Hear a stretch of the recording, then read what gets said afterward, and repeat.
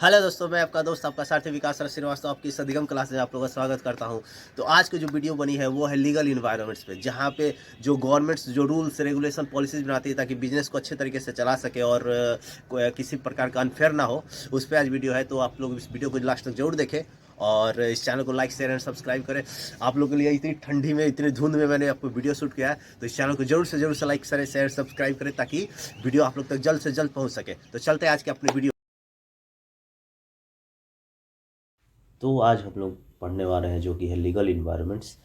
क्या होता है लीगल इन्वायरमेंट्स? लीगल का मतलब ही से आप लोगों को वर्ड से समझ में आएगा कि लीगल का मतलब कानूनी दांवपेच, मतलब जो भी एक्ट बनाया गया, जो भी पॉलिसी बनाई, जो भी रूल्स एंड रेगुलेशन बनाया गया है बिजनेस को ऑपरेट करने के लिए, रन अप करने के लिए, उसे लीगल इन्वायरमेंट्स कहते हैं।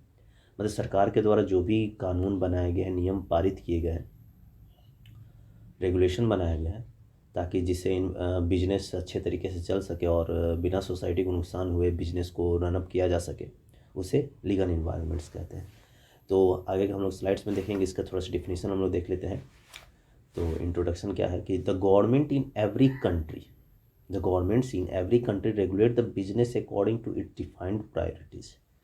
Legal system of country is framed by the government. The law which passed by the government of business operation is called legal environment. जैसे कि मैंने बताया कि बिजनेस के द्वारा जो भी कानून से रूल्स से रेगुलेशन बनाए गए हैं, जो लॉ पास हुए हैं जिसके तहत बिजनेस ऑपरेशन कर सके अच्छे से, उसे लीगल इन्वायरमेंट्स कहते हैं। नेक्स्ट डिफरेंस में क्या है? Government regulate business activity. Governments क्या करते हैं? बिजनेस एक्टिविटी को रेगुलेट करती है, कैसे आपको बिजनेस को चलाना है। इसी रेगुलेशन को हम लोग क्या कहते हैं? एक दायरे में बांध के रखती है, उसी को हम लोग क्या कहेंगे? लीगल इन्वायरमेंट्स कहते हैं। तो एक बार और इस नेक्स्ट और कुछ है। In practice legal and regulatory goes hand in hand. The limits of business operation decide by regulatory environment and this is also called legal environments. मतलब बिजनेस को एक लिमिट, एक दायरे में रह के वो अपना काम करे, मतलब सरकार के नज़र में रखते हुए अपनी एक्टिविटी को चलाए, वो legal environments. Legal environments in country has dominated position on all decision of organization as well as the business policy are highly influenced by government. The organization should have through knowledge of this policy because non-implementation of legal policy result in the heavy fines, penalty, punishment and therefore every organization must follow all these regulations. Legal environment में क्या है कि अगर कोई business और अगर कोई organisation सरकार के दिए हुए नियम्स कानून लॉ को नहीं मानता है और उसके विरुद्ध काम करता है, उसके विरुद्ध एक्टिविटी करता है, तो क्या होगा? उसको हैवी फाइन भरना पड़ेगा, पेनाल्टीज भरने पर पनिशमेंट भी दिया जा सकता है। तो जो नियम्स है, जो कानून से, वो ही है लीगल इन्वायरमेंट्स, जो हमारे बिजनेस को अच्छे तरीके से रनअप कराने में हेल्प करता है। क्लियर है? तो कोई दिक्कत नहीं लीगल इन्वायरमेंट। और यहाँ पे कुछ जो एक्ट दिए गए जो गवर्नमेंट के द्वारा रेगुलेट हुए हैं, ये कभी कभी यूजीसी नेट में क्रोनोलॉजिकल ऑर्डर से पूछे भी गए हैं एग्जाम में। यूजीसी नेट के एग्जाम में ये क्रोनोलॉजिकल ऑर्डर से पूछे गए, तो इसको आप लोग ध्यान से जरूर देखें। जो पहला है the sale of good act, पहला है सेल ऑफ गुड एक्ट जो 1930 में आया था। दूसरा है फैक्ट्रीज एक्ट 1948 में। इसमें क्या है कि मज़दूरों को देख रेख में कौन कौन सी, मतलब अगर उनको एक्सीडेंट हो रहा है तो उनको क्या क्या बेनिफिट मिलना चाहिए, क्या क्या रिलीफ मिलना चाहिए, परक्विजिस्ट क्या होने चाहिए, ये सब फैक्ट्री एक्ट में आते हैं। मिनिमम वेजेस एक्ट में किसी भी एम्प्लॉयज़ को मिनिमम एक फिक्स वेजेज होना चाहिए, जो उन्हें 1940 एक्ट में इसको लागू किया गया था। नेक्स्ट था industrial development and regulation act. Industry को चलाने के लिए, उसको डेवलप करने के लिए जो रेगुलेशन बनाए गए थे, वो 1951 के तहत कि कैसे उसको रजिस्ट्रेशन करना है, क्या फिर कैसा उसका ऑपरेशन होना, किस तरीके से होना चाहिए था, वो 1951 में था। नेक्स्ट था इंडियन कंपनीज एक्ट जो 1956 में आया था। इंडियन कंपनीज एक्ट कंपनी को कैसे इस्टेब्लिश करना है, कितने लोग चाहिए कंपनी के लिए, कि उसकी पॉलिसीज़ क्या होनी चाहिए, उसके रूल्स एंड रेगुलेशन क्या होने चाहिए, उसका रजिस्ट्रेशन कैसे होना चाहिए, ये सब इंडियन कंपनी एक्ट 1956 में आया था। नेक्स्ट था इनकम टैक्स। इनकम टैक्स जैसे कि टैक्सेस भी साबित हो रहा है, टैक्स ऐसा चीज़ है जो मैंडेटरी है हर किसी को, जो भी आप अर्न कर रहे हैं उस पर सरकार को पैसा देना, वही टैक्स है। इसमें टैक्स दो टाइप्स के हो जाते हैं, जो होते हैं कि डायरेक्ट टैक्स और इनडायरेक्ट टैक्स। डायरेक्ट टैक्स में आपको आ जाता है इनकम टैक्स, कॉर्पोरेट टैक्स, ये सब आ जाते हैं। तो इनकम टैक्स में तो जो डायरेक्टली पे किया जा सकता है गवर्नमेंट को, यानी जो आप अर्न करते हैं बिजनेस से या सैलरीड इनकम है उससे, वो इनकम टैक्स में आ जाएगा। फिर आता है MRTP एक्ट। MRTP एक्ट आ गया था कि जब लिबरेशन LPG नहीं आया था उस टाइम से, जब गवर्नमेंट का मतलब राज चल रहा था उस टाइम, सारी कंपनियां क्या होता मोनोपोली हो गई थी, वो अपने मनचाहे दाम बढ़ा रहे थे। तो उस चीज़ को रोकने के लिए MRTP एक्ट को लाया गया था 1969 में। उसके बाद स्टैंडर्ड वेट मेजरमेंट्स, यहाँ पे जो गुड्स के जो है वहाँ पे मतलब एक्यूरेट मेजर होने चाहिए, एक्यूरेट उसमें इंफॉर्मेशन होना चाहिए कि आप इस चीज़ में क्या मिलाए, स्टैंडर्ड वेट एंड मेजरमेंट्स होने चाहिए, जो 1985 में आया था। नेक्स्ट आया था इन्वायरमेंट प्रोटेक्शन एक्ट जो 1986 में आया था। इन्वायरमेंट प्रोटेक्शन, यहाँ पे इन्वायरमेंट्स की रक्षा के लिए जो एक्ट बनाए गए थे 1986 में वो था। नेक्स्ट था कंज्यूमर प्रोटेक्शन, कंज्यूमर को ध्यान में रखते जो कंज्यूमर को रिलीफ और प्रोटेक्शन के लिए जो नियम बनाए गए थे वो 1986 में बनाए थे। नेक्स्ट था फॉरेन एक्सचेंज मैनेजमेंट, फेमा आया था 1999 में, जो RBI के द्वारा कंट्रोल हो रहा था। तो ये सब के टॉपिक्स हम लोग पढ़ेंगे जरूर। तो आगे एक स्लाइड पे चलते हैं, जो कि हमारा पहला जो स्लाइड्स आई थिंक होगा, जो सेल ऑफ गुड्स एक्ट होगा 1930 में। इसमें क्या था कि जो भी बायर्स होंगे या सेलर्स होंगे, इन दोनों के बीच में जो एग्रीमेंट्स होगा, जो कॉन्ट्रैक्ट होगा, वो सेल ऑफ गुड एक्ट के तहत आएगा। कि अगर आप किसी भी तरह का धोखाधड़ी होगा तो आप इस एक्ट के तहत एक दूसरे पे आप कंप्लेंट कर सकते हैं। तो हम लोग इसमें एक बार पढ़ लेते हैं sale of good. The sale of commodity constitute one of the important type of contract. Important type of contract है ये, एक तरह से क्या है, important type of contract under this law India के लिए। India is one of the largest economy and also great country where and thus has adequately check and measure to ensure the safety and prosperity of its business। जो हमारी India है, जो हमारा देश है, वो क्या करता है, ऐसा कानून बनाता है, ऐसा इकोनॉमी है, एक ऐसी ग्रेट कंट्री है जो हर चीज़ की ध्यान में रखते हुए, सेफ्टी सुरक्षा से लेते हुए बिजनेस को और हमारी जो कम्युनिटी है उस पर ध्यान में रखते हुए जो एक्ट बनाए जाते हैं। दिस एक्ट डिफाइन, ये एक्ट क्या डिफाइन करता है, where in the seller of particular good transfer या agree to transfer the goods to the buyer of some. यहाँ पे इस एक्ट में क्या है, जो सेलर्स है बायर्स को कुछ सम प्राइस पे जो एग्री हुआ है उस पे गुड्स को ट्रांसफ़र करते हैं, उस एक्ट के तहत ट्रांसफ़र करते हैं। अगर इसमें कोई भी मिसलीडिंग होती है तो ये सेल ऑफ गुड एक्ट के तहत हम लोग उस पर केस कर सकते हैं। ये मर्केंटाइल लॉ बना था 1 जुलाई 1930 को, जब इंडिया ब्रिटिश राज के अंडर में था। This law had been borrowed mostly from the sale of good act 1890 of Great Britannia. ये सबसे पहले ये लॉ लाया गया था किसके द्वारा, ग्रेट ब्रिटेन के द्वारा लाया गया था, जो 1893 में बना था। एज पर सेक्शन 2 इसका definition, the contract of sale is a generic term which is refer to the both sale and agreement to sale. इसमें क्या होता है, सेल ऑफ गुड एक्ट में अगर आप एग्रीमेंट भी करते हैं या सेल करते हैं, दोनों इस सेल ऑफ गुड एक्ट में आएगा। एग्रीमेंट का मतलब जैसे मैंने किसी से वादा कर दिया कि नहीं मैं आपको इतने में ये गुड्स दूंगा, ये क्या हुआ, एग्रीमेंट हुआ। और सेल जो डायरेक्टली बाई कैश के द्वारा सेल कर दिया गया, वो दोनों चीज़ सेल ऑफ गुड एक्ट के में आएगा। इसके जो पॉइंट्स है, an offer to buy good for price and offer to sell good for price. इसमें क्या है, जो खरीदने वाला उसने ऑफर दिया और जो बेचने वाला उसने ऑफर दिया, ये आ सकता है। एक्सेप्टेंस ऑफ ऑफर, अगर अगला बंदा अगर एक्सेप्ट कर लेता है तो ये सेल ऑफ गुड एक्ट के अंतर्गत आ जाता है। क्लियर है। नेक्स्ट है द फैक्ट्रीज एक्ट। नेक्स्ट है फैक्ट्रीज एक्ट। फैक्ट्री एक्ट क्या है, जो central legislation which came into the existence in 1881। ये सबसे पहले कब आया था, 1881 में आया था। इसमें क्या था, वर्किंग कंडीशन, जो वर्कर्स थे उनके तहत उनकी सुरक्षा के लिए, उनके जो नुकसान ना हो उसके लिए जो एक्ट बनाए गए थे वो फैक्ट्री एक्ट में आया था। इट आल्सो प्रोवाइड प्रोसीजर, यहाँ पे देखिएगा, it also provide procedure for penalties in case of any contravention of provision of factories.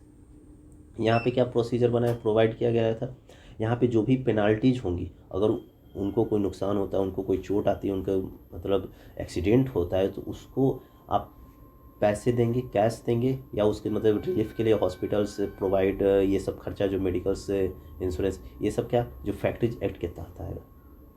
इस एक्ट में बहुत सारे अमेंडमेंट्स हुए थे, जो 1891 में हुआ था, फिर 1911 में हुआ था, फिर 1922 में हुआ था, फिर 1934 में हुआ था, 48 में हुआ।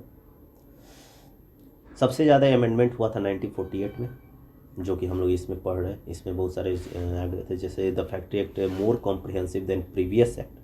Focus mainly on health. इसमें क्या होता, जो 1948 में जब सबसे मेन जो बना अमेंडमेंट हुआ उसमें वर्कर्स के लिए हेल्थ की बात की गई कि भाई उनके हेल्थ का ध्यान कौन रखेगा। अगर वो चूड़ी के मार्केट में काम कर रहे हैं तो उनके हेल्थ का ध्यान कौन, उनका इंश्योरेंस कौन कराएगा, तो कौन कराएगा, फैक्ट्रीज का जो ओनर्स है, उसको कैश मिलेगा। उसको अगर कोई नुकसान होता है, उसकी आंखों को कोई प्रॉब्लम होता है, उसके या मतलब शरीर में कुछ प्रॉब्लम होता है तो उसकी देख रेख के लिए हॉस्पिटल्स की व्यवस्था और मेडिसिन की व्यवस्था, ये सब फैक्ट्री एक्ट के तहत। Safety welfare of the worker inside factories, working hours, minimum age to work. यहाँ पे क्या, अब पहले क्या होता था, जो फैक्ट्रीज में छोटे छोटे बच्चे को भी डाल दिया जाता था वर्क कराने की ज़बरदस्ती, तो ये सब एक्ट बनने के बाद ये सब हट गया।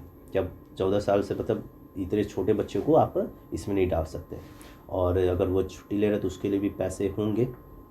ये सब जितने भी सारे चीज़ बने थे वो जो था फैक्ट्री एक्ट में 1948 में अमेंडमेंट हुआ था। तो एक ओवरऑल था कि फैक्ट्रीज में जितने भी वर्कर्स लोग काम करते हैं उनकी देख रेख, उनकी सुरक्षा के लिए जो एक्ट बनाए गए थे, उनका मिनिमम पे क्या होना चाहिए, कितने एज वाले लोग को काम करना है और कितना घंटे काम करना है, ये सब सारे चीज़ क्या था फैक्ट्री एक्ट 1948 में इंक्लूड किया गया था, जो एक्सटेंसिव अमेंडमेंट था। ऐसे तो अमेंडमेंट बहुत सारे हुए थे, लेकिन जो सबसे मेन अमेंडमेंट हुआ था ये जो था 1948। क्लियर है। नेक्स्ट टॉपिक जो है वो हमारा होता है इसी में the factory commission was appointed by the government of India. जो फैक्ट्री का कमीशन अपॉइंट किया गया वो किससे किया गया था, गवर्नमेंट ऑफ इंडिया, जो 1980 में हुआ था। An act was passed in 1891 on the basis of recommendation of this commission whereby the definition of factory was amendment to include premises in which 50% या more were employed। उसको factory कब कहा जाएगा, जब उसकी प्रीमाइसेस में 50 या 50 से ज़्यादा लोग अगर वर्क करते हैं, उससे हम क्या बोलेंगे, फैक्ट्री बोलेंगे। क्लियर हो गया। नेक्स्ट पॉइंट है the factory act was amended from time to time. Factory में क्या होना चाहिए एक्ट, जो टाइम टू टाइम अमेंडमेंट हुआ। The first world war and the Russian revolution 1917 में अफेक्टेड द लेबर मूवमेंट। यहाँ पे क्या, जो फर्स्ट वर्ल्ड वॉर हुआ था और रशियन रिवॉल्यूशन हुआ था 1917 में, वो लेबर मूवमेंट में बहुत बड़ा इफेक्ट डाला था। इसके बाद अमेंडमेंट हुआ 2 बार, इन 1923 और 1926 में। Clear. On the basis of recommendation made by the royal commission of labour 1929 the act was thoroughly revise and redrafted in 1934। यहाँ पे आप जैसे यहाँ पे इतने सारे जो ईयर्स देख रहे हैं, इसमें आपको आप लोगों को अंदाज़ा लग गया होगा फैक्ट्री एक्ट को बनाने में कितनी मेहनत लगी थी, और लास्टली जाकर रीड्राफ्टेड हो, मतलब 1948 में जो पूरा सब कुछ मिला के अमेंडमेंट हो गया था। मतलब लेबर को जैसे जैसे लेबर को क्या क्या प्रॉब्लम होता उस हिसाब से उस फैक्ट्री में अमेंडमेंट हो रहे थे। क्लियर है। तो डिफिनीशन में क्या था कि factory means any premises including precincts there of where 10 या मोर वर्कर्स वर्किंग। मतलब ऐसा फैक्ट्री मतलब ऐसा जगह या ऐसा स्थान जहाँ पे 10 या 10 से अधिक लोग काम कर रहे हो एक दिन में, ठीक है, एंड 12 मंथ से काम कर रहे हो, and any parts which manufacturing process, और वहाँ पे क्या काम हो रहा हो, मैन्युफैक्चरिंग का काम हो रहा हो, उसे क्या बोलेंगे, फैक्ट्री बोलेंगे। क्लियर हो गया। तो अब आगे में चलते हैं, जो कि है हमारा इंडियन कंपनी एक्ट आता है। फैक्ट्रीज के बाद आता है इंडियन कंपनी एक्ट, जो कि आया था 1956 में। इसमें क्या हुआ, फैक्ट्रीज बनने के बाद अब कंपनियां बनने लगी। भाई कंपनियां जब बनने लगी तो उनका नाम कैसा होगा, प्राइवेट होगा कि लिमिटेड होगा, ये सब नाम, कितने जनरल्स बोर्ड मीटिंग होंगे, फिर उसका रजिस्ट्रेशन कैसे होगा, उसका MOA कैसा होगा, AOA कैसा होगा, मतलब everything's is the Indian company act के तहत इसको इंक्लूड किया गया। तो हम लोग इसके बारे में पढ़ लेते हैं, जो कि कंपनी एक्ट 1956 एक्सप्लेन करता है कि about the whole procedure of the how to form a company, its fees, procedure, name, उसका नेम कैसा होना चाहिए, प्राइवेट होना चाहिए, लिमिटेड होना चाहिए, कॉन्स्टिट्यूशन, इट्स मेंबर, उसमें कितने मेंबर्स होंगे, प्राइवेट है तो कितने मेंबर होंगे, पब्लिक है तो कितने मेंबर्स होंगे, and the move behind the company, its share capital, and about the general board meeting, उसके जनरल्स बोर्ड में AGM होगा, CM होगा। ये सब जितने भी सारे प्रोसीजर है वो सब क्या कहलाते हैं, उस एक्ट में आ गए थे, जो कंपनी एक्ट के नाम से जाना गया the act explain about the winding of the business as well as happen. इस एक्ट में क्या है इंक्लूड भी किया गया कि कंपनी खुलने से लेकर बंद होने तक, लिक्विडेट होने तक सब कुछ कंपनी एक्ट 1956 में जाएगी। क्लियर हो गया? In India, the Company Act 1950 is the most important piece of legislation that empower the central government. ये क्या एक तरह से मिल गया था सेंट्रल गवर्नमेंट को? क्या मिल गया था? Empowerment to regulate the formation, financing, function and funding of the company. सरकार पास क्या चला गया था? ताकत चली गई थी, शक्ति आ गई थी, जो कंपनी को अच्छे तरीके से फॉर्मेशन से लेकर उसकी फाइनेंसिंग से लेकर उसके कार्य क्षमता से लेकर उसके बंद होने तक सब कुछ गवर्नमेंट के तहत ही होगा। This act contains the mechanism regarding organization of financial and managerial, all the relevant aspect of company. It empowers the central government to inspect the books of account. इसमें क्या था? सरकार के पास ताकत थी, शक्ति थी, पावर थी, जो कंपनी के क्या करेगी? बुक्स ऑफ अकाउंट्स, जिसमें सारी जनरल एंट्री इंक्लूड होंगी, जिसमें सारी जनरल एंट्री इंक्लूड होंगी, टू डायरेक्ट स्पेशल ऑडिट के द्वारा ऑडिट इन्वेस्टिगेट, ये सारी कंपनी क्या करेंगे? उसके फाइनेंशियल कंडीशन का पता लगाएंगे, जो कि इंडियन कंपनीज एक्ट 1956 में इंक्लूड किया गया था। क्लियर हो गया? इंडियन कंपनी एक्ट क्या है? कंपनी में मतलब शुरुआत से, मतलब समझ लीजिए किसी एक तरफ समझ लीजिए बच्चे के जन्म से लेके उसके मरण तक जितने भी सारी एक्टिविटियाँ होंगी वो सब किस कंपनी एक्ट में इंक्लूड किया गया था। मतलब सरकार उसको, सरकार के निगरानी के तहत उस कंपनी का सब कुछ होगा, उसके बुक्स ऑफ अकाउंट्स उसको मतलब टाइम टू टाइम उसकी ऑडिट भी होगी, बुक्स ऑफ अकाउंट्स चेक भी किए जा सकते हैं। क्लियर? तो अगले टॉपिक में चलते हैं। इंडियन कंपनी एक्ट में आई थिंक इसमें रिप्लेस भी हुआ था। जर्नी क्या थी उनकी? 1956 जो शुरुआत की थी, बाद में जाकर वो क्या आ गया 2020 में, 13 में अमेंडमेंट हुआ था। तो 13 में अमेंडमेंट हुआ, तो इसमें पढ़ लेते क्यों, मतलब इसमें अमेंडमेंट करने की क्या जरूरत हो गई थी। तो जर्नी क्या थी? The company legislation in India relate back to 19th century. ठीक है, वो 19th सेंचुरी में since there is amendment several times, बहुत बार इसमें अमेंडमेंट हुआ, तो बहुत सारी उसमें कमियाँ होगी। जब शुरुआत में एक्ट बनते हैं तो कुछ सिर्फ पक्ष को देख के हम लोग सिर्फ एक्ट बना देते हैं, जो बाद में धीरे धीरे जब हमारे सामने प्रॉब्लम्स आती हैं, सिचुएशंस आती है, उसके तहत हम लोग इसमें अमेंडमेंट करते रहते हैं। तो major amendments were made in 2000 में हुआ था, जो पेस्टल बॉलेट ऑडिट कमेटी या सेल्फ प्रोस्पेक्टस के लिए इसमें अमेंडमेंट हुए थे 2000 में। इसमें ऑडिट कमेटी के लिए भी गठन किया गया। फिर प्रोस्पेक्टस आपको इशू करना होता है, वो उस पर अमेंडमेंट हुआ था। नेक्स्ट अमेंडमेंट हुआ था 2002 में, इंट्रोड्यूस द कॉन्सेप्ट NCLAT। और नेक्स्ट हुआ था इन 2006 project MC820 providing DIN and the filing document was launch. यहाँ पे आप अपने डॉक्यूमेंट्स को लंच करने की, मतलब RTI इनकम टैक्स के लिए इसमें इसका यूज होता है।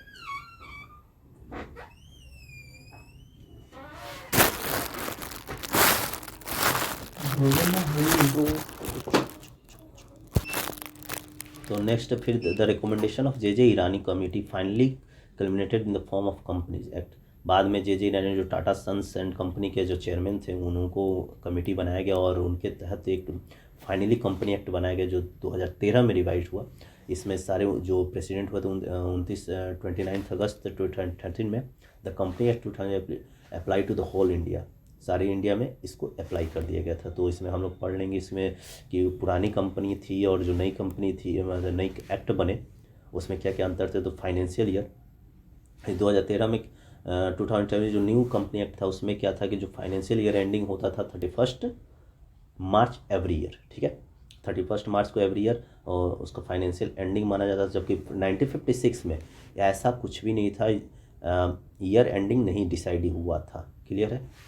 1956 में ईयर डिसाइड नहीं हुआ था, जबकि 2013 में डिसाइड हुआ। फिर फॉर्मेट ऑफ फाइनेंस, उसमें शेड्यूल 4 यूज होता था, जो कि आपने पढ़ा भी होगा 2013 का। जो अगर जो अकाउंट्स आप लोग बना रहे होंगे तो उसमें आप लोग को 4th और 3rd के शेड्यूल के बारे में आप लोग को जानकारी मिल गई होगी, तो इस पर ज़्यादा हम लोग डिस्कस नहीं करेंगे। इसमें इक्विटी शेयर को क्रोनोलॉजिकल ऑर्डर में लिखा जाता है, इसमें अलग तरीके से लिखा जाता है शेड्यूल 4 में। इसके बाद मैक्सिमम नंबर ऑफ पार्टनर्स कितने हो जाते हैं? इसमें मैक्सिमम कितने थे? 100 होने चाहिए था, करेंटली 50। और यहाँ पे 1956 में यहाँ पे बांट दिया गया था, जो बैंकिंग में कितने होने चाहिए थे? 10 होने चाहिए थे, और अदर बिजनेस में 20 होने चाहिए थे। क्लियर है? इसमें शेयर होल्डर्स कितने होते हैं? प्राइवेट लिमिटेड कंपनी 2000 होने चाहिए थे, एक्सक्लूडिंग पास्ट एंड प्रेजेंट दोनों लोग को मिलाकर। 200 excluding past and present employees. Past और प्रेजेंट को एक्सक्लूड करने के बाद 200 होने चाहिए। यहाँ पे कितने होने चाहिए थे? 50 होते थे, ठीक है। फिर यहाँ पे 1% कंपनी, यहाँ पे 1% मतलब एक नेचुरल इंसान पे जो रजिस्टर कंपनी होता है वो चीज़ 2013 में इंक्लूड कर दिया गया था, जबकि 1956 में ऐसा नहीं था। ओपीसी 1956 में नहीं था, कंपनी एक्ट 2013 में था। क्लियर है? नेक्स्ट है issue of share of discount. यहाँ पे क्या है, सेक्शन 53 के तहत prohibits issue of share at discount. However section 54 permits issue of ESOPs to its employ at discount.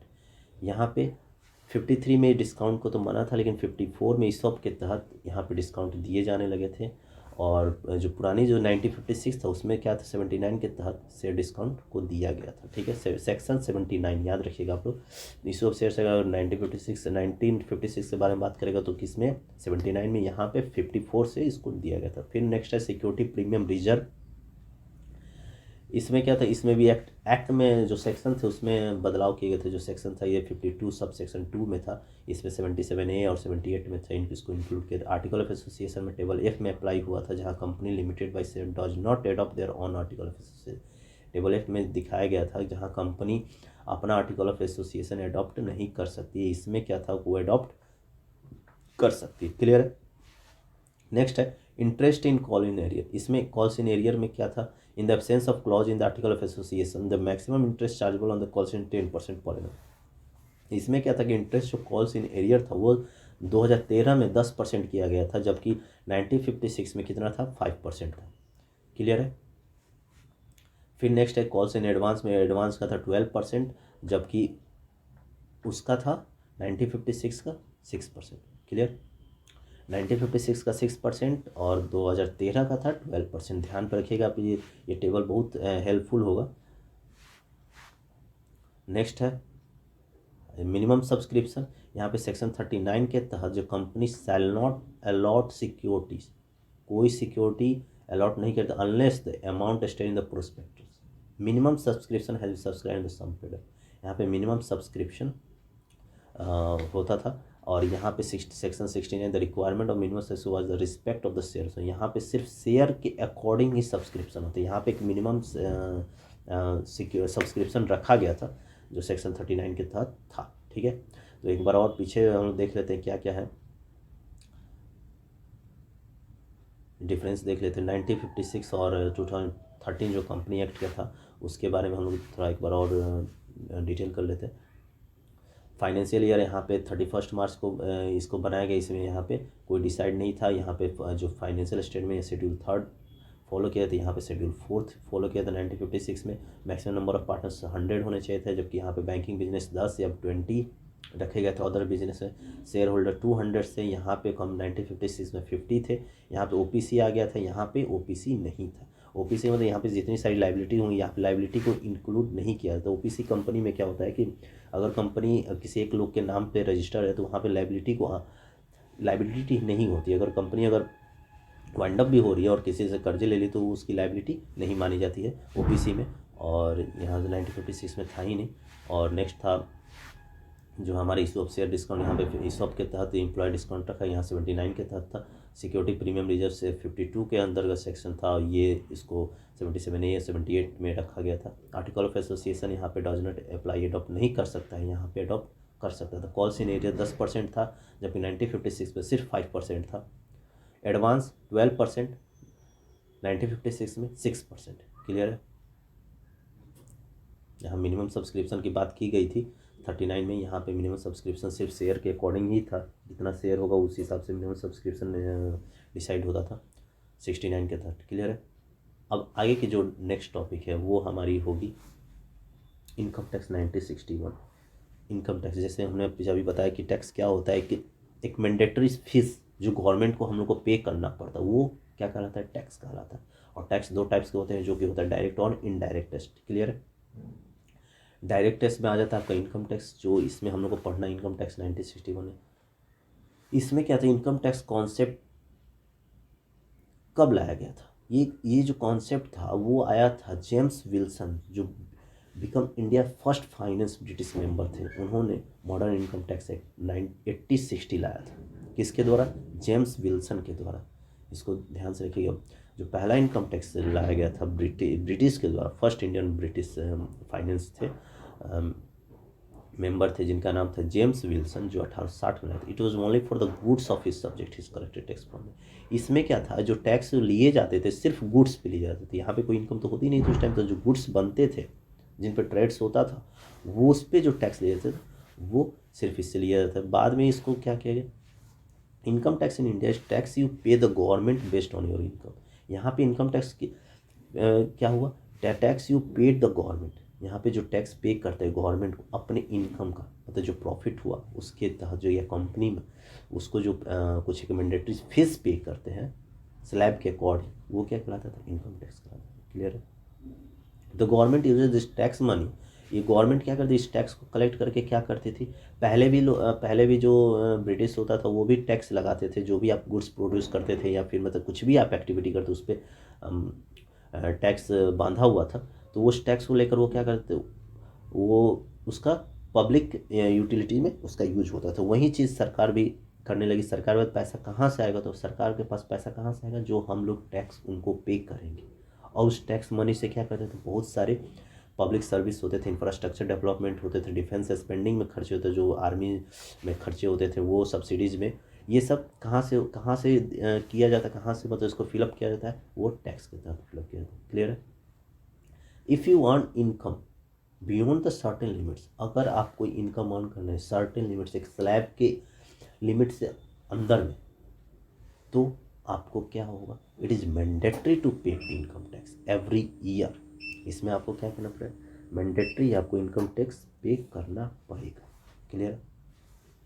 The Income Tax Act contained a total 23 chapters and 298 sections according to the official website of the Income Tax Department of India।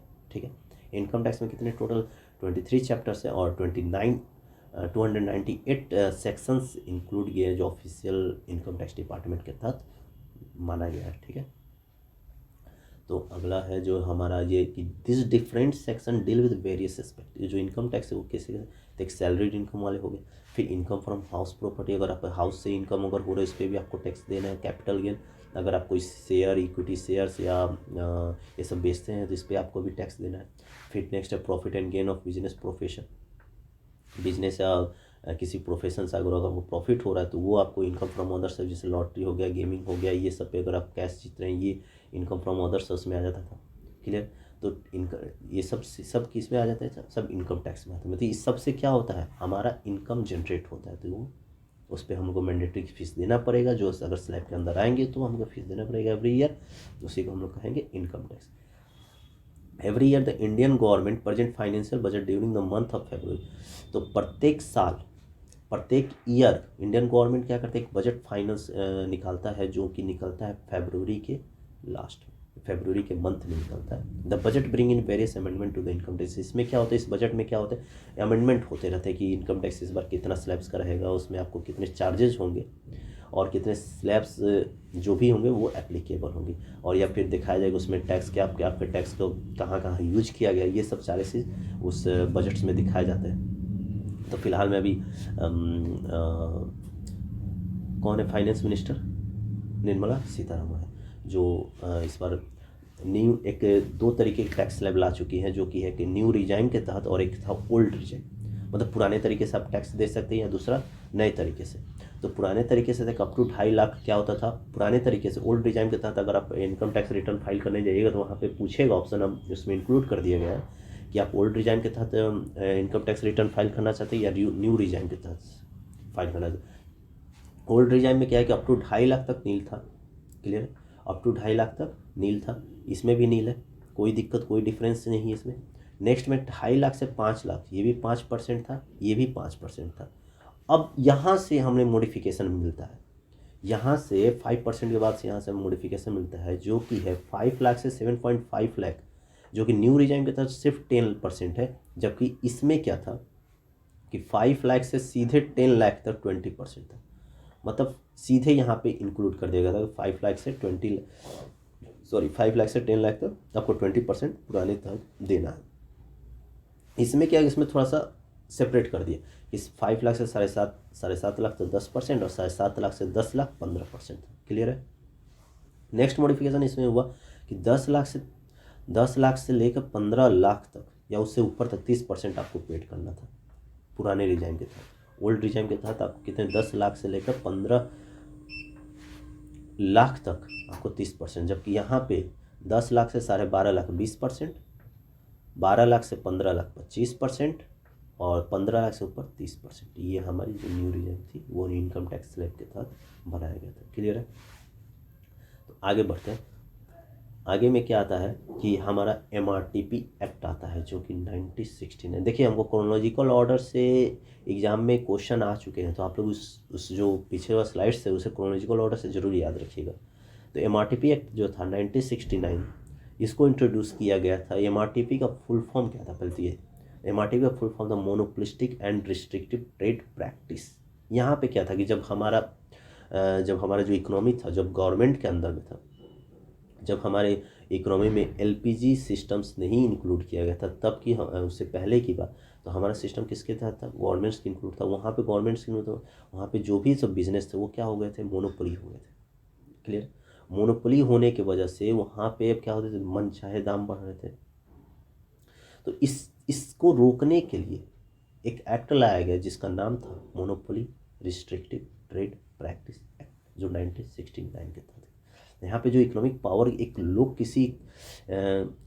किसी के हाथों में चला गया था, एक मतलब वहाँ पे बिजनेस भी बहुत कम होते थे, कंपटीशन होता ही नहीं था, बहुत मतलब बहुत कम ही बिजनेस ओपन होते थे और वो सारा चीज़ वो खुद ही लोग डिसाइड कर लेते। इसको रोकने के लिए MRTP एक्ट लाया गया था।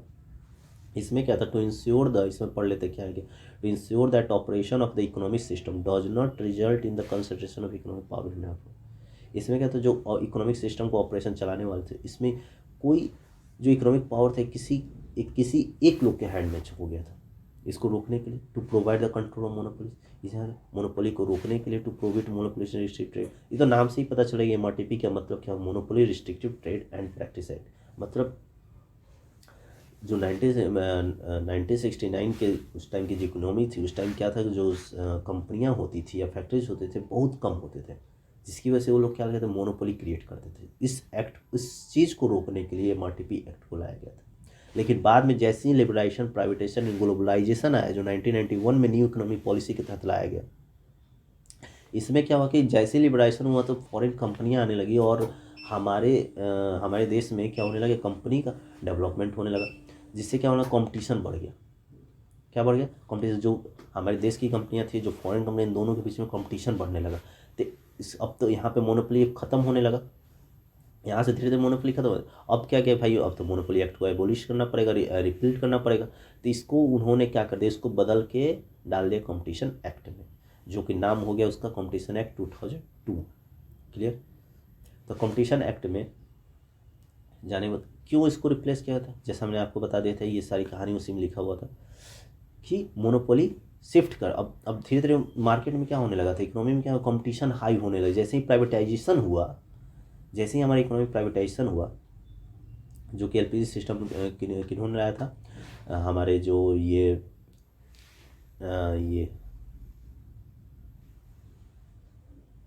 नरसिम्हा राव जी और हमारे फाइनेंस मिनिस्टर मनमोहन सिंह के द्वारा ये जो लाए गए थे LPG, उसके तहत जब प्राइवेटाइजेशन हुआ तो कंपनियां हमें प्राइवेटाइज होने की वजह से क्या हुआ, कंपटीशन एकदम हाई हो गया, जिसको MRTP को बदल के क्या करना पड़ा, रिप्लेस करना पड़ा, कंपटीशन एक्ट में बदलना पड़ेगा, ताकि कंपटीशन जब हो तो फेयर, कोई गलत तरीके से कंपटीशन ना हो। तो इसके लिए हमें एक्ट लाया गया, जो कंपटीशन एक्ट 2003 है, 2002 बना। ठीक है, नेक्स्ट चलते हैं हम लोग कंज्यूमर प्रोटेक्शन एक्ट 1986 में। कंज्यूमर प्रोटेक्शन एक्ट, इसमें क्या था कि कंज्यूमर के लिए अगर आप बिजनेस करने जा रहे हो, अगर आपके साथ अनफेयर हो जाए तो आप कहाँ जाएंगे शिकायत करने, किसके पास जाएंगे शिकायत करने। इसके मतलब इसको देखने के लिए क्या बनाया गया, एक एक्ट बनाया गया जिसका नाम हुआ कंज्यूमर प्रोटेक्शन एक्ट 1986 में। ये जो एक्ट होता था apply to all goods and service, किस पे, सारे गुड्स एंड सर्विस पे अप्लाई हुआ। इस एक्ट का ऑब्जेक्टिव था with the better protection of the interest of consumer, यहाँ पे कंज्यूमर का बेटर प्रोटेक्शन होना चाहिए कि ये नहीं कि मतलब कंज्यूमर को ठग लिया जाए, ऐसा कुछ भी नहीं हुआ। उसके लिए क्या बनाया गया, कंज्यूमर प्रोटेक्शन एक्ट बनाया गया, जो कि काउंसिल के द्वारा, consumer council and authority of the settlements consumer disputes and for the matter of connected there with. Clear है। तो consumer protection act, consumer protection 1986 में बना था। नेक्स्ट कंज्यूमर प्रोटेक्शन काउंसिल का गठन हुआ जिस एक्ट में प्रोवाइड हुआ था central consumer protection council by the central government के द्वारा। सेंट्रल गवर्नमेंट और स्टेट गवर्नमेंट दोनों गवर्नमेंट्स के द्वारा इस प्रोटेक्शन को काउंसिल बनाया गया। इसका ऑब्जेक्ट क्या था, the right to be protect against marketing of goods which are hazardous to life of and property. इसमें क्या था कि यहाँ पे प्रोटेक्ट किया था, अगर ऐसा गुड्स जो बेचा जो हमारे लाइफ के लिए हजार्डस हो, हमारी प्रॉपर्टी के लिए हजार्डस हो, उसके लिए क्या होगा, कंज्यूमर प्रोटेक्शन एक्ट लग जाएगा।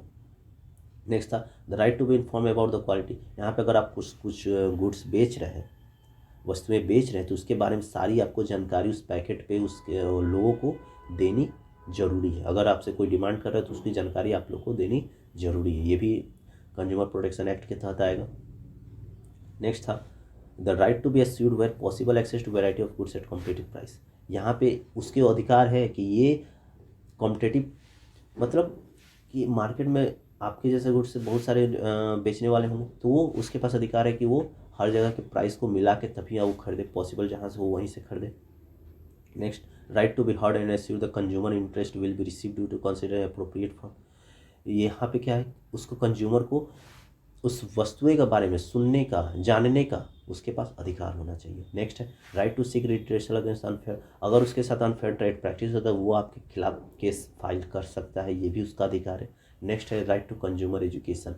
यहाँ पे कंज्यूमर को अवेयर होना पड़ेगा, कंज्यूमर को अवेयर होने के लिए आपको जानकारी देनी पड़ेगी, जिसको इन्फॉर्मेशन देना पड़ेगा। ऐड के तहत या किसी भी तहत आपको इन्फॉर्मेशन या पैकेट पे आपको इन्फॉर्मेशन देनी है, ये राइट, ये कंज्यूमर का एक अधिकार है। क्लियर। ये नहीं कि आप गुड्स को बना दिया और उस पर कोई इन्फॉर्मेशन ही अवेलेबल नहीं है तो वो क्या हो जाए, अनफेयर माना जाएगा। क्लियर है। तो यहाँ पे जैसे हमने पढ़ लिया था कि फिर ये क्या हुआ कि सीपीए को 1986 को बदल के 2019 कर दिया गया। इसमें क्या होता है, जो पुराने तरीके से जो एक्ट थे उसको बदल के 2019 जो 9 अगस्त को पास हुआ उसमें थोड़ा मॉडिफाई करके उसको लाया गया, जो कि हमारे फ्यूचर के लिए बहुत ज़्यादा फ़ायदेमंद है। क्योंकि 2019 में जो एक्ट हुआ इस तब क्या हुआ था, ई कॉमर्स आ गया था। ई कॉमर्स मतलब जो भी हम मतलब इंटरनेट के द्वारा जो भी गुड्स मंगवा रहे खरीद रहे, उसके अगर अनफेयर अगर हमारे साथ मिसलीडिंग होती है तो उसके खिलाफ भी हम लोग केस कंप्लेन कर सकते हैं। मतलब न्यू जनरेशन के तहत जो भी हम गुड्स अगर इलेक्ट्रॉनिक आजकल मोबाइल के द्वारा या फिर ऑनलाइन ट्रेडिंग के द्वारा हम लोग जो भी गुड्स कर रहे हैं उसके अगर उससे कोई मिसलीडिंग होता है तो वो भी अब सीपीई में इंक्लूड कर दिया गया था। मॉडिफिकेशन इस पर किया गया था 2019 में। ठीक है, तो हम लोग एक बार उसका डिफरेंस हम लोग देख लेंगे। अच्छा, प्रपोज क्या है, propose to benefit of the new act definition of consumer to include e commerce. इसमें क्या इंक्लूड कर दिया, ई कॉमर्स को इंक्लूड कर दिया गया। क्लियर है। फिर इनहेंस में प्रिकॉशनरी जुडिशिकन, यहाँ पे क्या हुआ, प्रिकॉशनरी जुडिशिकन बनाया गया जहाँ पे आप अपने कंप्लेंट को दर्ज करा सकते हैं, उसको फैला हुआ। The complaint can be filed where the consumer located and not the opposite party. यहाँ पे कंप्लेंट जो कंज्यूमर्स है वो जहाँ पे उनके साथ कंप्लेंट वो कहीं भी अपना फाइल कर सकते हैं, ना कि सिर्फ अपोजिट पार्टी के जो लोकेटेड है वहीं पे। क्लियर। पेनाल्टीज इंक्रीज कर दिया गया, अगर आपसे ज़्यादा कुछ मिसलीडिंग होता है तो उसको भरपाई करने के लिए पेनाल्टीज़ को इंक्रीज किया। अल्टरनेट डिस्प्यूट रेजोल्यूशन मीडिएशन लाया गया। मीडिएशन का मतलब होता है कि आप थर्ड पार्टी के द्वारा भी इसको आप सुलझा सकते हैं, बार्गेनिंग करके या फिर मतलब कुछ ले दे के आप वहाँ पे सुलझा सकते। दोनों पक्ष को सामने रख के वहाँ पे एक मीडिएशन कोर्ट बनता है, वहाँ पे आप लोग जाके एक मतलब फॉर्मल तरीक़ा से बातचीत करके वहाँ पे डिस्प्यूट को ख़त्म किया जा सकता है। नेक्स्ट है ई फाइलिंग कंप्लेंट। यहाँ पे ई फाइलिंग कंप्लेंट का भी व्यवस्था किया गया न्यू एक्ट में। ऑनलाइन तहत आप एक्ट मतलब फाइल कर सकते हैं। ऑब्जेक्टिव क्या था, establishment of central consumer protection authority CCPA, product liability option, यहाँ पे प्रोडक्ट लाइबिलिटी ऑप्शन भी आ गया था। Establishment of the medicine centre का इस्टेब्लिशमेंट होना, introduce filing by video conferencing, यहाँ पे आप फाइल भी कर सकते हैं वीडियो कॉन्फ्रेंसिंग द्वारा। The imposition of higher penalty, जहाँ पेनाल्टीज को हाई कर दिया गया। E commerce including with the ambit of consumer protection, यहाँ पे ई कॉमर्स को भी इंक्लूड कर दिया गया कंज्यूमर प्रोटेक्शन के तहत। क्लियर है। तो ऑब्जेक्टिव में क्या था, सेंट्रल कंज्यूमर प्रोटेक्शन अथॉरिटी बनाया गया, प्रोडक्ट लाइबिलिटी ऑप्शन जनरेट हुआ, establishment of medicine centre establish किया गया, इंट्रोड्यूस किया फाइलिंग, जो जो जो केस फाइल करना है वो वीडियो कॉन्फ्रेंसिंग के द्वारा भी हम लोग फाइल कर सकते हैं। The imposing of high penalties को हाई कर दिया गया। क्लियर। उसके बाद क्या है, ये कंज्यूमर प्रोटेक्शन जो हमने पीछे पढ़ चुके, right to safety, right to protection, right to choose, right to heard, right to redressal, right to consumer education, ये सारे गुड्स के तहत जो भी अगर आपके साथ अनफेयर, ये सारे अधिकार आपको मिले हैं, इसका आप लोग भरपूर फ़ायदा उठाएं। अगर आपके साथ कोई अनफेयर हो रहा है तो आप लोग इसके खिलाफ आप लोग एक्शन ले सकते हैं। क्लियर। तो नेक्स्ट है जो कि हमारा है foreign exchange management act. Foreign exchange management act आया था।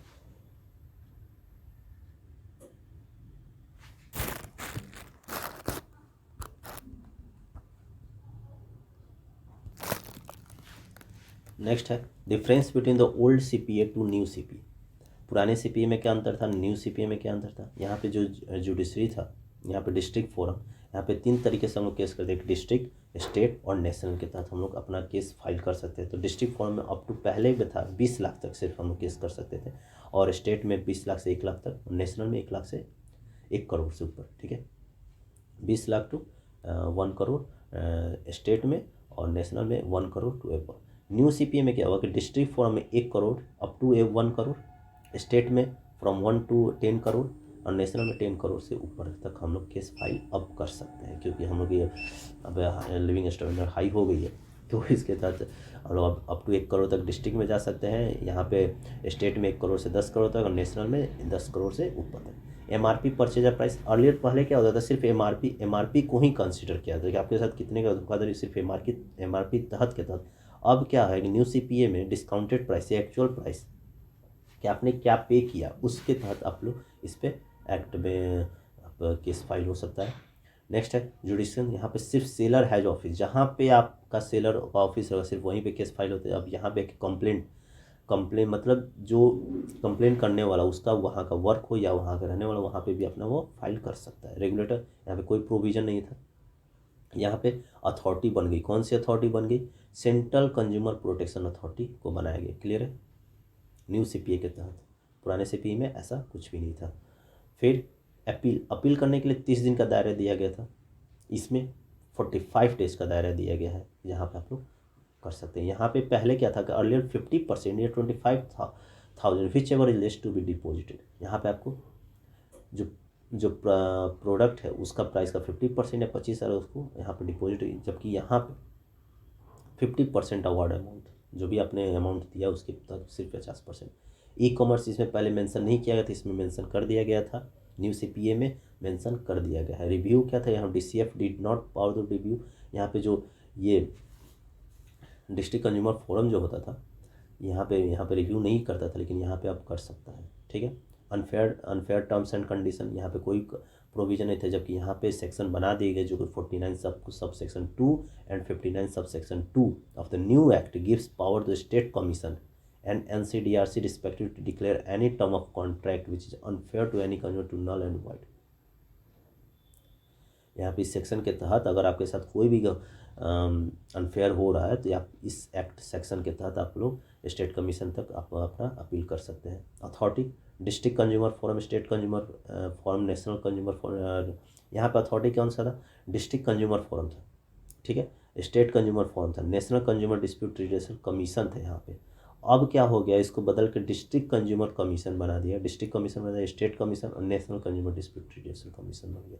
क्लियर है, पहले फॉर्म था एक छोटा मोटा, सिर्फ वहाँ पे कंप्लेन हो सकते थे, अब यहाँ पे कमीशन क्रिएट कर दिया। कंपोजिशन ऑफ मेंबर था, डिस्ट्रिक्ट में पहले हेडेड बाई फॉर डिस्ट्रिक्ट जज होते थे, 2 मेंबर्स होने चाहिए थे।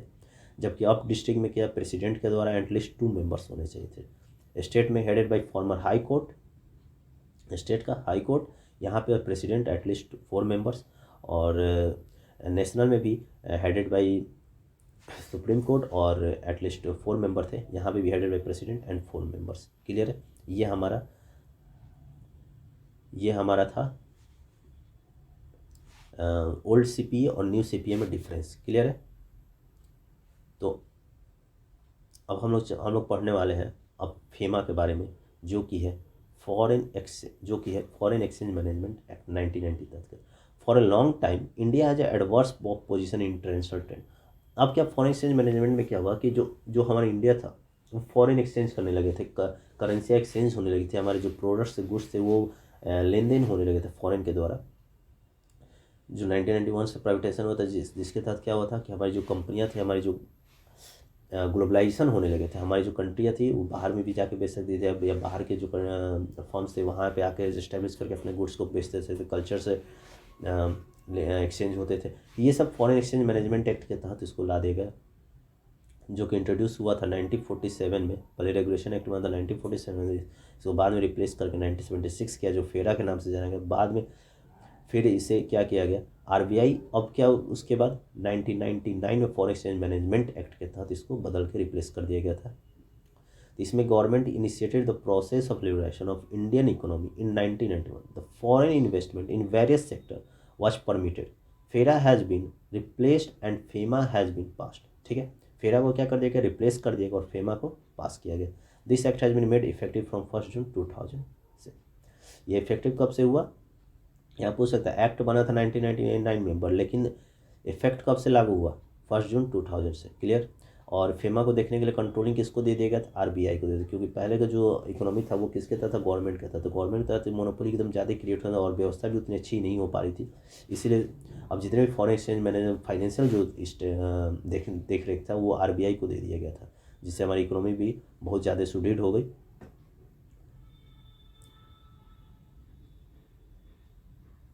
नेक्स्ट था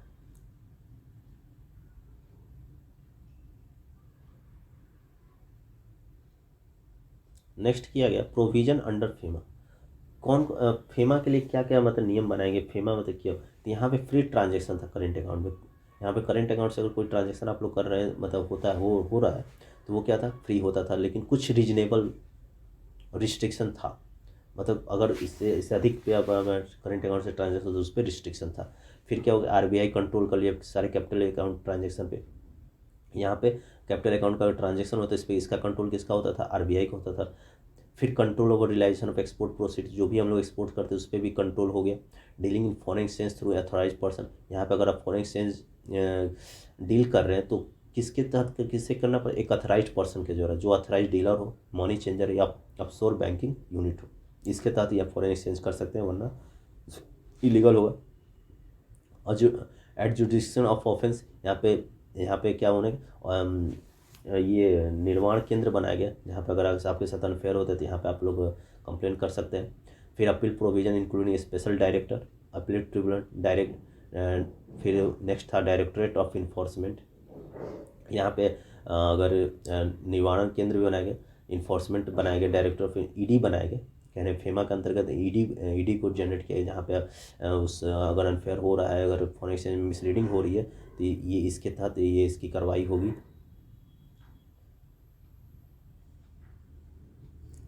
नेक्स्ट था कि फेमा के अंदर नॉन रेसिडेंट ऑफ इंडिया, जो कि हम लोग इससे शायद इनकम टैक्स में ही पढ़ने को ये मिलेगा, नॉन रेसिडेंट, लेकिन इसमें पढ़ लेते हैं नॉन रेसिडेंट। एनआरआई क्या, जो हमारे इंडिया को, लेकिन वो कहाँ, अब बाहर रहने लगा, वो नॉन रेसिडेंट। फिर एक और टॉपिक है जो person of Indian origin, PIO. PIO क्या है कि means citizen of any country other than Bangladesh, मतलब किसी भी कंट्री का सिटीजन हो, ठीक है, किसी भी कंट्री का सिटीजन, लेकिन वो कहाँ का ना होना चाहिए, बांग्लादेश और पाकिस्तान का नहीं होना चाहिए। क्यों, यदि he at any time held Indian passport, अगर उसके पास क्या है, पासपोर्ट है, ही या आइदर हिज पेरेंट्स और any grandfather is citizen of India by the virtue of the constitution of India at the citizenship act 1955 के तहत उसके पेरेंट्स या ग्रैंडफादर्स इंडिया में रहे हो। The person spouse of Indian citizen of a person, उसके जो पर्सन है, स्पाउस है, वो इंडियन सिटीजनशिप में हो, तो ये पीआईओ में आ जाएगा। ठीक है, नेक्स्ट है कॉर्पोरेट सोशल रिस्पॉन्सिबिलिटी, CSR से भी बहुत सारे क्वेश्चन आ गए हैं जो यूजीसी नेट में बहुत ज़्यादा बार पूछे गए CSR। तो CSR को ओवरऑल मैं बता देता हूँ। CSR क्या होता है कि कोई भी बिजनेस अगर हम सोसाइटी के रूप से सोसाइटी को बिना नुकसान पहुंचाए अगर वहाँ का बिजनेस कर रहे हैं तो ये CSR में आता। अगर यहाँ पे अगर सोसाइटी के विरुद्ध हम कोई बिजनेस कर रहे हैं या कोई एक्टिविटी कर रहे हैं तो सोसाइटी हमें क्या करेगी, उस बिजनेस को हटाने में कोई कसर नहीं छोड़ेगी। वो इनका सोशल रिस्पॉन्सिबिलिटी। यहाँ पे हम लोग पढ़ लेते हैं क्या, CSR is self regulating business that helps company be socially accountable to itself. यहाँ पे क्या होना, जो कंपनी एकदम प्योर सोशली होना चाहिए, सोशल के लिए एकदम जवाबदेही होना चाहिए। It's a stakeholder and the public के लिए, उसके जो स्टेक होल्डर्स है पब्लिक की। But practice corporate social responsibility also called corporate citizenship. CSR को हम लोग क्या नाम दे सकते हैं, कॉर्पोरेट सिटीजनशिप भी बोल सकते हैं। ठीक है। To engage in CSR means that in the normal course of business a company is operating in a way that enhance society and the environment instead of contributing negatively। यहाँ पे क्या, जो बिजनेस होने चाहिए वो हमारी सोसाइटी को बढ़ाने में होना चाहिए, ना कि उसको नेगेटिव में होना चाहिए। Clear. CSR is a broad concept that can take many form depending on the company and industry. Through CSR programs, philanthropy and volunteer efforts, business can benefit society while boosting their own brands। यहाँ पे क्या होना चाहिए कि यहाँ पे society को benefit होना चाहिए, ना कि अपने ब्रांड को बूस्ट करना है। क्लियर। सोसाइटी को बेनिफिट करने से आप अपने ब्रांड को बूस्ट करिए, वो अलग मैटर है। लेकिन यहाँ पे सोसाइटी का नुकसान करके आप ब्रांड को बूस्ट कर रहे हैं तो ये कॉर्पोरेट सोशल रिस्पॉन्सिबिलिटी तहत नहीं आएगा। CSR activity can help for the strong bond between the employee and corporation. यहाँ पे क्या होना चाहिए, CSR के तहत हमारी जो एम्प्लॉय है और कॉर्पोरेशन उसके बाउंडेशन बहुत तगड़ा होना चाहिए। They can boost morale and can help both employee and employer. यहाँ पे क्या होना चाहिए, जो बिजनेस है वो हमारे एम्प्लॉय और एम्प्लॉयर दोनों को हेल्प करना है।